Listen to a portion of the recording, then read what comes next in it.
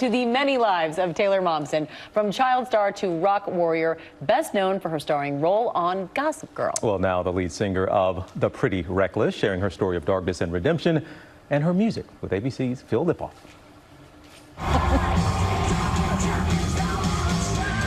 On a stage in Toledo, Ohio, Taylor Momsen, lead singer of The Pretty Reckless, is back at it in more ways than one.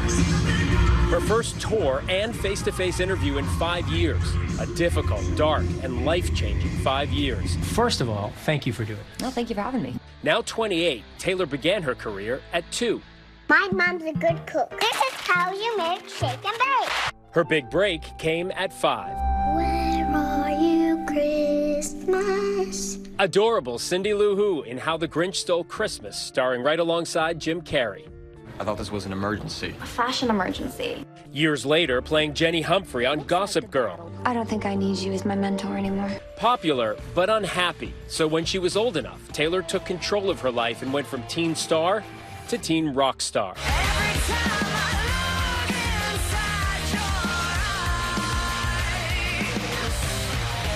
Make me wanna die.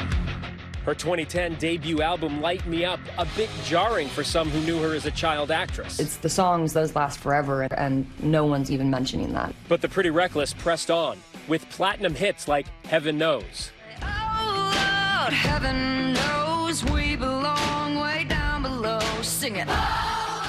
Death, a common theme through much of her music, and it was death that stopped the rock powerhouse in her tracks.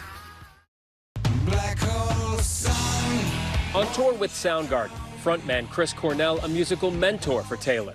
His representatives say Cornell's death was sudden and unexpected.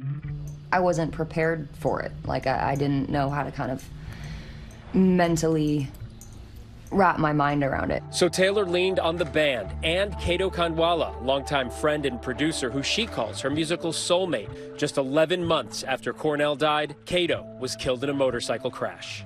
I fell into a very dark, deep hole of depression. You had thoughts, like at that point, that why bother living? Why bother trying? I think. I was like, everything I love is dead. What's the point? Self-isolation and substance abuse. And it feels like that's where you live now. That's where you are. There's no light at the end. There's no light at the end of the tunnel. It seems like this inescapable place. A place so many have been to, and tragically, some never come back from. The irony, Taylor says, her new album, Death by Rock and Roll, might have just saved her life. How would you tell someone to begin to live again? Oh man, that's a big question. It changes you as a person, and what it will do is it will turn into a scar. And it will heal. Taylor's healing continues. She's touring again, and just before taking the stage, indulging a longtime fan playing one of her songs, Just Tonight.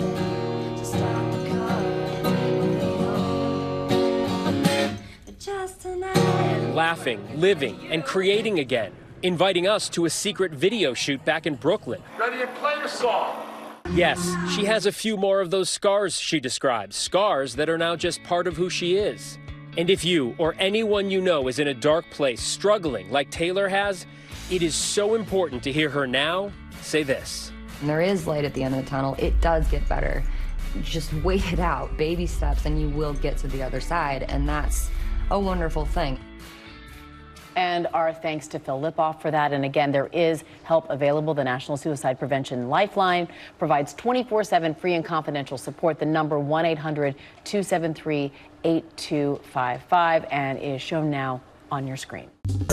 Well, hey there, GMA fans. Robin Roberts here. Thanks for checking out our YouTube channel. Lots of great stuff here. So go on, click the subscribe button right over here to get more of awesome videos and content from GMA every day, anytime.